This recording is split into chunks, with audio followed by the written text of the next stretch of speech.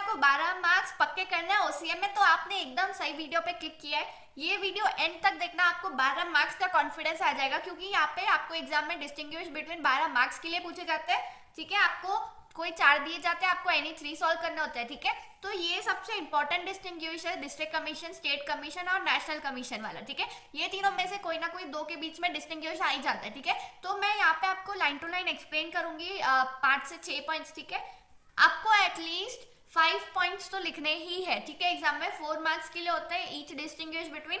ठीक है, तो आप 4 से 5 पॉइंट्स लिखना। ओके, तो चलो अब स्टार्ट करते हैं। यहाँ पे शॉर्ट कोड है मम्मा। ठीक है, तो एम से है मीनिंग, ये बहुत प्यारा सा शॉर्ट कोड है, ये क्वेश्चन में आपको इजीली याद हो जाएगा। ठीक है, अब डिस्ट्रिक्ट कमीशन, पहले तो ये बताओ डिस्ट्रिक्ट कमीशन, स्टेट कमीशन और नेशनल कमीशन होते क्या है। ठीक है, ये कंज्यूमर डिस्प्यूट रिड्रेसल फोरम होते हैं। ठीक है, कोई भी कंज्यूमर की कंप्लेंट्स यहाँ पे जाती है पहले। ठीक है, डिस्ट्रिक्ट कोर्ट में भी जाती है भले, पर पहले यहाँ पे ये स्पेशली कंज्यूमर्स के लिए ही बनाए गए हैं। ठीक है, तो देखो फर्स्ट 2 लाइन सब में सेम है, अ कंज्यूमर डिस्प्यूट रिड्रेसल फोरम, ये आपको लर्न करना ही पड़ेगा। वर्ड टू वर्ड लिखोगे तो अच्छे मार्क्स मिलेंगे। ठीक है, और एट डिस्ट्रिक्ट लेवल, तो ये डिस्ट्रिक्ट कमीशन है तो डिस्ट्रिक्ट लेवल पे होगा।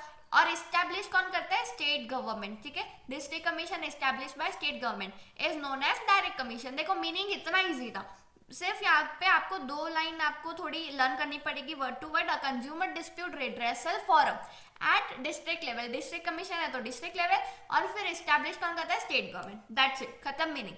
और स्टेट कमीशन सेम डेफिनेशन है, बस यहाँ पे स्टेट लेवल है। स्टेट कमीशन का कौन से लेवल पे होगी? ऑफ कोर्स स्टेट लेवल पे, और इसे इस्टेब्लिश कौन करता है? या इसे स्टेट गवर्नमेंट ही इस्टेब्लिश करती है। ठीक है, और is known as state commission, बस सिंपल सा मीनिंग है यहाँ पे भी।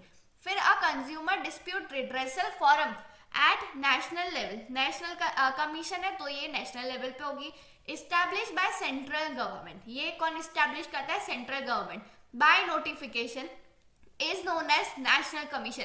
तो मीनिंग इतना सिंपल था, सिर्फ आपको ऊपर की 2 लाइन अच्छे से लर्न करनी है। बाकी आपको क्या लिखना है? डिस्ट्रिक्ट कमीशन डिस्ट्रिक्ट लेवल पे और इस्टेब्लिश स्टेट गवर्नमेंट है, और स्टेट कमीशन में स्टेट लेवल पे और स्टेट गवर्नमेंट इस्टेब्लिश करती है। नेशनल लेवल पे नेशनल कमीशन नेशनल लेवल पे और इस्टेब्लिश सेंट्रल गवर्नमेंट करती है। खत्म मीनिंग। ठीक है, अब ए से पॉइंट है एरिया कवर्ड।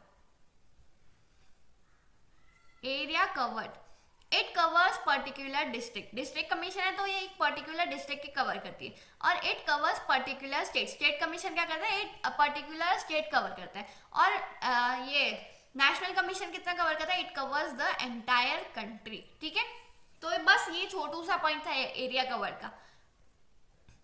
अब डबल एम से पॉइंट्स है, एम से मेंबरशिप टेन्योर। ठीक है, मेंबरशिप टेन्योर मतलब जो डिस्ट्रिक्ट कमीशन में प्रेसिडेंट अपॉइंट होते हैं वो कितने साल तक रहते हैं। ठीक है, तो देखो ये आपको ऐसे लर्न करने की जरूरत नहीं है। अगर आपको इजी वर्ड्स में चाहिए तो ये मैंने यहाँ पे लिखे इजी वर्ड्स में। ठीक है, इससे तो इजी है। तो देखो क्या है, a membership tenure is 5 years, कितना है? 5 years, और the age of 65 whichever is earlier. अब ये सेंटेंस का मतलब समझो क्या है कि मेंबरशिप टेन्योर या तो 5 years का होगा या तो एज ऑफ 65। मतलब समझो कि डिस्ट्रिक्ट कमीशन में कोई 63 एज में अपॉइंट हुआ। ठीक है, तो वो कितने साल रह सकता है अपॉइंट? सिर्फ 2 साल, क्योंकि एज लिमिट क्या है? 65 एज लिमिट है। अच्छा, अब अगर डिस्ट्रिक्ट कमीशन में कोई 55 ईयर्स में अपॉइंट हुआ है तो वो कब तक रहेगा? 65 एज तक या तो 5 साल तक, विच एवर इज अर्लियर। तो यहाँ पे 5 साल अर्लियर है तो वो 60 एज तक ही अपॉइंटेड रहेगा। आई होप आपको ये समझा होगा। ठीक है, विच एवर इज अर्लियर का मतलब ये है दोनों में से जो जल्दी हो वो होता है। ठीक है, मेंबरशिप टेन्योर। और यहाँ पे स्टेट कमीशन में क्या है? A membership tenure is 5 years, सब में सेम है 5 years 5 years 5 years, और द एज ऑफ 67, यहाँ पे एज है 67 और इसमें भी विच एवर इज अर्लियर। तो यहाँ पे डिफरेंस क्या है? सिर्फ 65 और यहाँ पे 67 एज है। ठीक है, और यहाँ पे नेशनल कमीशन में मेंबरशिप टेन्योर इज 5 years, तीनों में 5 years ही है, और द एज ऑफ 67, यहाँ पे भी एज ऑफ 67 है फॉर मेंबर्स, ये 67 एज मेंबर्स के लिए, और the age of 70 for president whichever is earlier. ठीक है, तो यहाँ पे 70 एज है प्रेसिडेंट के लिए। आई होप आपको ये पॉइंट समझा होगा। आप ये भी लिख सकते हो, बट ये मैंने थोड़ा इजी वे में किया है ठीक है, तो आप जैसा लिखना चाहो लिख सकते हो। अब एम से है monetary jurisdiction to entertain complaints where the value of goods or services paid as consideration does not exceed ₹1 crore। यहाँ पे जो भी कंप्लेंट्स आती है वहाँ पे value of goods and services ₹1 lakh से एक्सीड नहीं करते, वो डिस्ट्रिक्ट कमीशन में केस जाता है। ठीक है, यहाँ पे डिस्ट्रिक्ट कमीशन में 1 करोड़ के ऊपर के जो भी केसेस होते हैं वो यहाँ पे नहीं आते। ठीक है, और ये स्टेट कमीशन में जाते हैं। To entertain complaints where the value of goods और services paid as consideration exceeds ₹1 crore but does not exceed ₹10 crore. मतलब यहाँ पे जो केसेस होते हैं वो 1 करोड़ से एक्सीड तो करते हैं, मतलब 1 करोड़ से ज्यादा होते हैं, बट यहाँ पे डज नॉट एक्सीड ₹10 करोड़। ठीक है, यहाँ पे 10 करोड़ से ज्यादा के जो वैल्यू होते हैं वो यहाँ पे केसेस नहीं आते। और यहाँ पे नेशनल कमीशन में to entertain complaints where the value of goods और services paid as consideration exceed 10 crore. बस यहाँ पे आपको ये 3 पॉइंट्स याद रखने कि यहाँ पे एक्सीड नहीं करते 1 करोड़, यहाँ पे एक्सीड 1 करोड़ करता है but 10 crore does not exceed, और यहाँ पे एक्सीड 10 करोड़। ठीक है, तो ये था पॉइंट। यहाँ पे आपको इतनी ये जो लाइंस है ना वो वर्ड टू वर्ड याद करोगे ना तो ये अच्छे से मार्क्स मिलेंगे। ठीक है, सिर्फ डज नॉट एक्सीड या 1 करोड़ बस इतना लिख के आओगे ना तो नहीं चलेगा। ठीक है, मार्क्स कटेंगे, इसलिए ये सेम ही तो है सब में, एक बार लर्न कर लो अच्छे से हो जाएगा, तीनों में सेम ही तो लिखनी है। ठीक है, अब अपील, ए से है appeal. Appeal against the district commission can be made to state commission. तो ये कोर्ट जैसा ही है, अगर यहाँ पे जो आपका डिसीजन डिस्ट्रिक्ट कोर्ट कमीशन से आया है वो अगर आपको मंजूर नहीं है तो आप स्टेट कमीशन में जा सकते हो। और यहाँ पे भी सेम है, appeal against state commission can be made to national commission. अगर स्टेट कमीशन में भी आपको न्याय नहीं मिला तो आप जा सकते हो नेशनल कमीशन में, और नेशनल कमीशन में भी अगर आपको नहीं मिला तो लास्ट ऑप्शन है सुप्रीम कोर्ट। ठीक है, बस ये था अपील वाला इतना सा इजी पॉइंट। तो यहाँ पे हमारा सबसे main important distinguish between finish होता है। अब ये डिस्टिंग्विश बिटवीन भी इतना ही इंपॉर्टेंट है ई बिजनेस और ट्रेडिशनल बिजनेस का, बहुत बार एग्जाम में आ भी चुका है और बहुत सिंपल सा पॉइंट है। ठीक है, तो चलो मैं बताती हूँ कौन से पॉइंट्स इंपॉर्टेंट है। यहाँ पे देखो डॉक्टर ACF, ये शॉर्ट कोड है मेरे हिसाब से। आपको जैसा मतलब जो भी आप पॉइंट्स लर्न कर रहे हो उसका फर्स्ट स्टार्टिंग का वर्ड सबको जोड़ के जो भी शॉर्ट कोड बनना है आपको जो इजीली लर्न हो सके आप अपने हिसाब से बना लेना। ठीक है, तो डॉक्टर ACF, तो डी से क्या है डिलीवरी ऑफ गुड्स। तो ई बिजनेस और ट्रेडिशनल बिजनेस में डिलीवरी ऑफ गुड्स क्या होता है, in e business delivery of goods take time, यहाँ पे टाइम लगता है। ठीक है, और ट्रेडिशनल बिजनेस में क्या है गुड्स इंस्टेंट, जैसे हमने पेमेंट की हमारे हाथ में गुड्स होते हैं। ठीक है, और ई बिजनेस का मतलब क्या होता है पहले इलेक्ट्रॉनिक बिजनेस। ठीक है, तो यहाँ पे गुड्स की डिलीवरी को टाइम लगता है, जैसे कि फ्लिपकार्ट, वहाँ पे हम ऑर्डर करते हैं बाद में गुड्स आते हैं आराम, डिलीवरी में टाइम लगता है ना, तो बस वही है। देन आर से पॉइंट है risk involve, high risk involve as there is no direct contact between the parties. यहाँ पे डायरेक्ट कॉन्टैक्ट ही नहीं होता पार्टीज के बीच में, तो कभी कभी हाई रिस्क होता है। ठीक है, और ट्रेडिशनल बिजनेस में इन्वॉल्व एज लेस रिस्क होता है, involve as party have personal interaction. अब आप दुकानदार के पास जा रहे हो तो आपके पर्सनल इंटरेक्शन है ना बीच में, तो वहाँ पे लेस रिस्क होता है। अब ए से है एक्सेसिबिलिटी।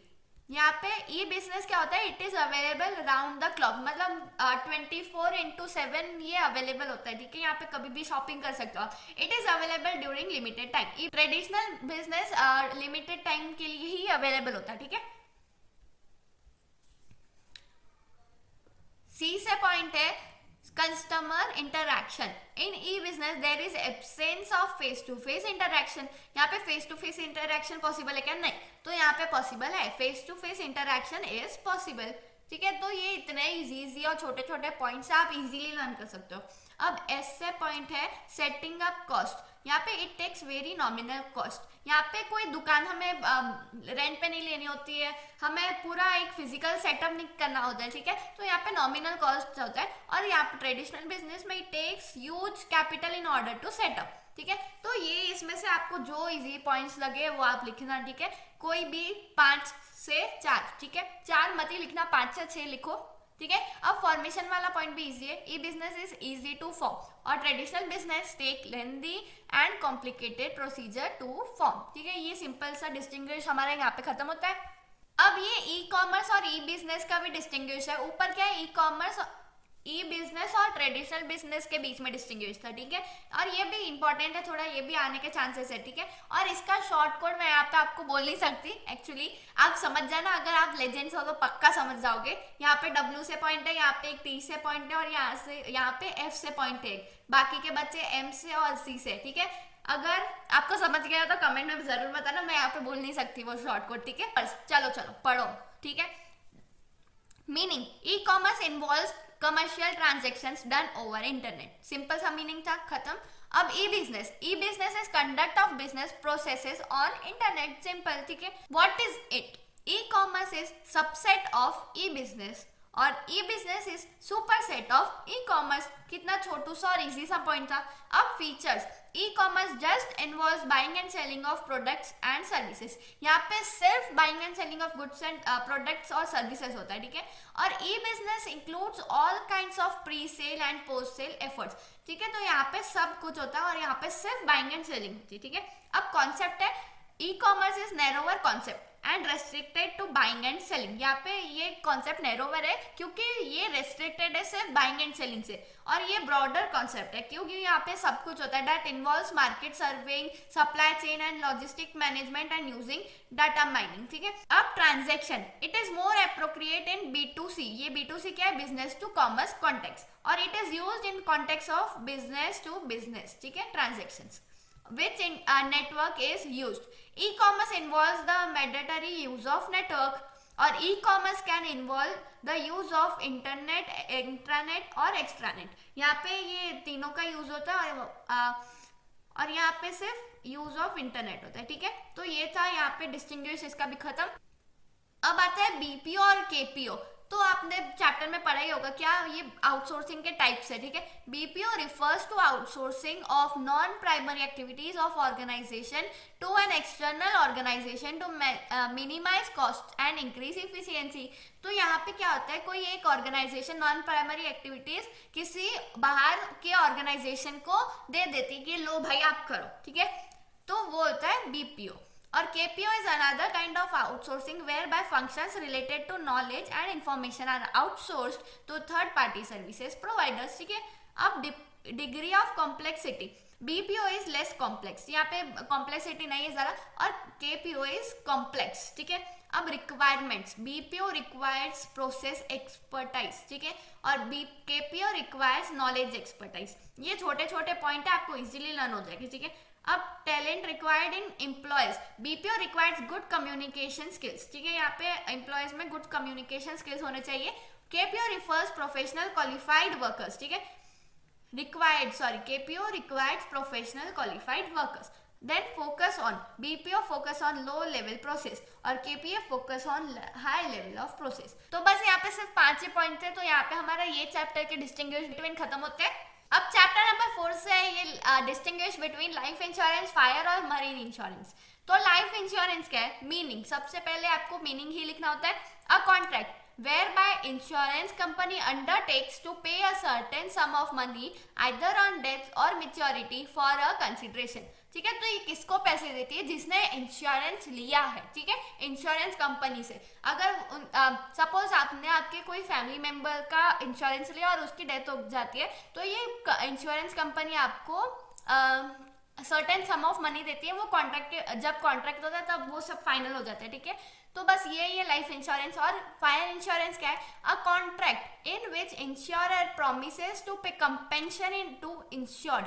तो आपको ये वर्ड तो पता ही होगा शायद, इंश्योरर और इंश्योर्ड। इंश्योरर क्या होता है, जो इंश्योरेंस देता है, मतलब इंश्योरेंस कंपनी, और इंश्योर्ड कौन होता है, जिसने इंश्योरेंस लिया है। ठीक है, if something happens to the subject matters due to fire or related events। Fire insurance क्या है, कॉन्ट्रैक्ट। ठीक है, जो जब इंश्योरर प्रॉमिस करता है इंश्योर्ड को कि अगर आपके सब्जेक्ट मैटर को कुछ हो गया फायर और रिलेटेड इवेंट्स के कारण, तो हम देंगे आपको पैसे। ठीक है, कितने देंगे, कब देंगे, वो सब कॉन्ट्रैक्ट होता है तब डिसाइड होता है। ठीक है, अब marine insurance, a contract whereby the insurance company undertakes to pay compensation to insured in case of loss of him due to dangers of the सी।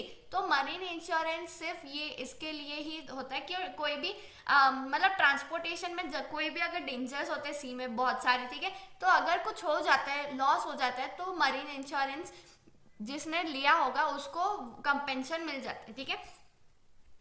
अब पॉलिसी टेकन बाय, तो ये सब इंश्योरेंस पॉलिसी कौन लेता है? तो life insurance के time it can be taken by an individual for his own life और फॉर हिज फैमिली मेंबर्स। तो लाइफ इंश्योरेंस कोई भी ले सकता है, ठीक है। अब policy taken by fire insurance में कौन लेता है? It can be taken by individual for their properties और बाय बिजनेसमैन। तो यहाँ पे कोई भी इंडिविजुअल भी ले सकता है और प्रॉपर्टी के लिए खुद की, और बिजनेसमैन भी ले सकते हैं, उनके यहाँ पे तो कितने गुड्स प्रॉपर्टीज होती है बिजनेस में, ठीक है, तो वो हर चीज के लिए ये फायर इंश्योरेंस ले सकते हैं। अगर इनके आग लग जाती है और उनका लॉस हो जाता है तो इंश्योरेंस अगर लिया होता है तो लॉस कम हो जाते हैं, ठीक है। अब marine insurance, it can be taken by exporters, importers and shipping companies. तो यहाँ पे जिसका रोज का काम होता है इंपोर्ट एक्सपोर्ट करना, तो वही लेते हैं मरीन इंश्योरेंस, ठीक है। अब सब्जेक्ट मैटर, ये क्या होता है? In life insurance, the life of insured is a subject matter. Subject matter मतलब क्या? अगर आपने आपके कोई भी फैमिली मेंबर के लिए इंश्योरेंस लिया है, लाइफ इंश्योरेंस, तो सब्जेक्ट मैटर कौन हुआ? जिसके लिए आपने इंश्योरेंस लिया, ठीक है। अगर उसको कुछ हो जाता है तभी इंश्योरेंस कंपनी आपको देगी पैसे, ठीक है। In fire insurance the goods and assets और properties of insured is the subject matters. तो यहाँ पे कौन है सब्जेक्ट मैटर? गुड्स और प्रॉपर्टीज, जो चीज के लिए आपने इंश्योरेंस लिया है, ठीक है। अब मनी इंश्योरेंस में क्या है? Goods in ship, cargo, fridge is the subject matters, ठीक है। तो ये छोटू सा पॉइंट और इजी सा था। अब टेन्योर मतलब कितने टाइम पीरियड तक होता है ये पॉलिसी लेना, ठीक है। The policy can be issued for any number of years even until the death of assured. तो आप अपने फैमिली मेंबर के लिए डेथ तक के इंश्योरेंस ले सकते हो या तो पर्टिकुलर कोई ईयर के लिए, ठीक है। अब फायर इंश्योरेंस में it is generally for a short period like 1 year. तो यहाँ पे सिर्फ शॉर्ट पीरियड तक ही लिया जाता है, 1 ईयर तक। और मरीन इंश्योरेंस में it is generally for a short period and may range from 1 month to a year. Normally it does not exceed 1 year. तो यहाँ पे देखो, अगर कोई एक्सपोर्ट कर रहा है शिप से, तो वो 1 ईयर के अंदर अंदर तो हो ही जाती है ना, तो यहाँ पे 1 ईयर से ज्यादा होता ही नहीं है, ठीक है। तो ये 4 इजी से पॉइंट है, ठीक है। अब यहाँ पे ये इजी सा पॉइंट है, surrender of policy, it can not be surrendered, और यहाँ पे भी it can not be surrendered. और life insurance, the policy can be surrendered before the expiry of term subject to certain conditions. तो ये थे आपके 5 इंपॉर्टेंट पॉइंट्स, इजी से थे, ठीक है। आपको अगर ये 5 नहीं करना तो आप कोई भी 5 कर सकते हो यहाँ पे। तो मैंने सबसे इजी 5 आपको समझा दिए, ठीक है।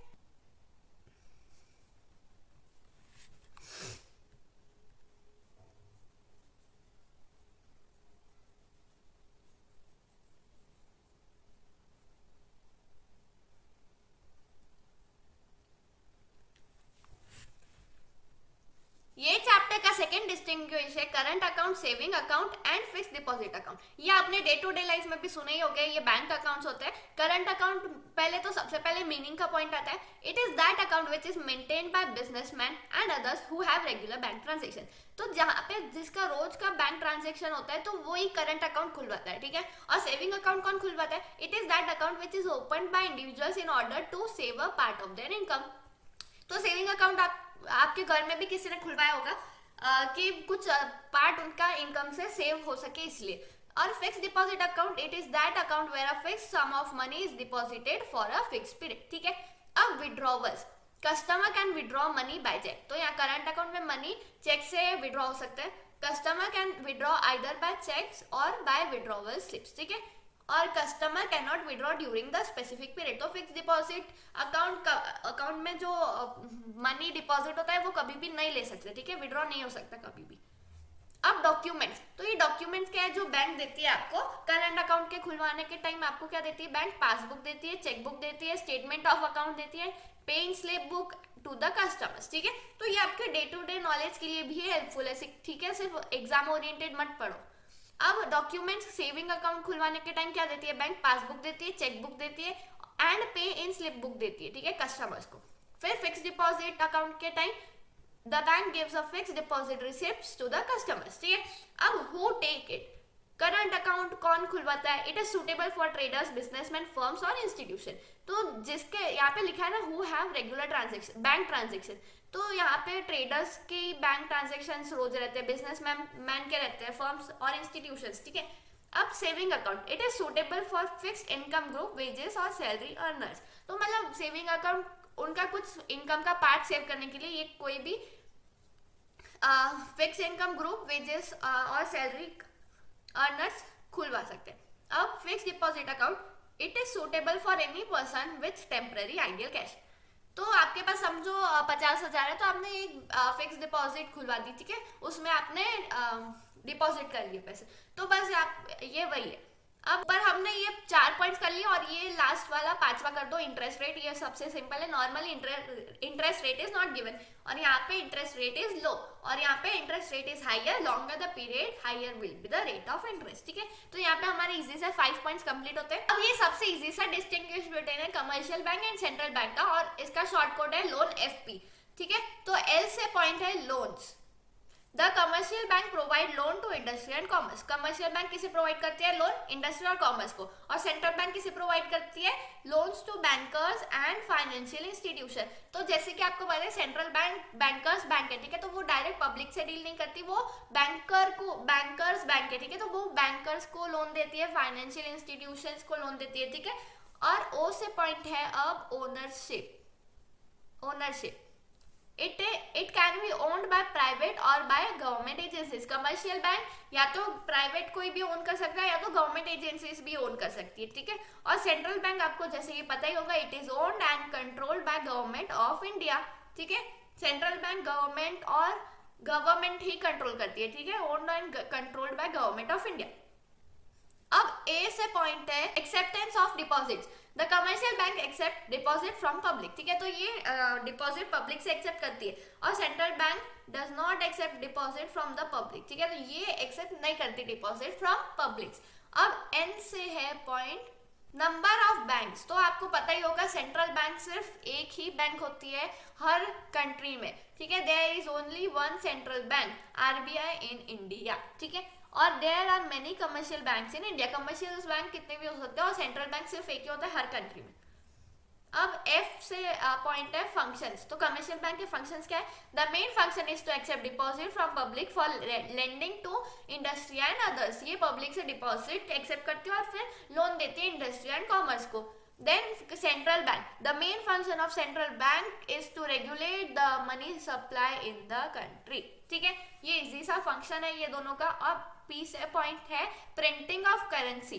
तो जैसे कि आपको पता है central bank can print currency notes और commercial bank can not print currency notes. यहाँ पे हमारे होते हैं 5 से 6 पॉइंट कंप्लीट ये डिस्टिंग्विश बिटवीन के भी। तो ये सबसे इजी सा डिस्टिंग्विश बिटवीन है road transport, rail transport, water transport और एयर ट्रांसपोर्ट के बीच में। आई डोंट थिंक मुझे ये एक्सप्लेन करने की जरूरत है आपको, ठीक है, ये बच्चों को भी आ जाते हैं, ठीक है, 5th 6th वालों को भी, ठीक है। तो आपको बस एक वन टाइम रीडिंग करनी है, चांसेस कम है इसके आने के, पर आ भी सकते हैं, तो एक बार देख लेना इसे भी, ठीक है। तो यहाँ पे हमारे ये चैप्टर के डिस्टिंग्विश बिटवीन खत्म होता है। अब ये डिस्टिंग्विश बिटवीन हमारा लास्ट डिस्टिंग्विश है OCM में हमारे यहाँ पे खत्म हो जाएंगे सारे। इसके बाद planning, organising, staffing, directing, coordinating, controlling. इसमें से आपको कोई भी दो किसी के साथ भी पूछे जा सकते हैं, ठीक है। तो आपको 4 पॉइंट ही तो करने हैं, तो आप सारे के सारे कर लेना, ठीक है। मीनिंग पहले ये शॉर्ट कोड है FM लो, ठीक है, तो हम यहाँ पे M से मीनिंग पढ़ेंगे। पहले M, planning is deciding in advance what to do, how to do it, when to do it and who is to do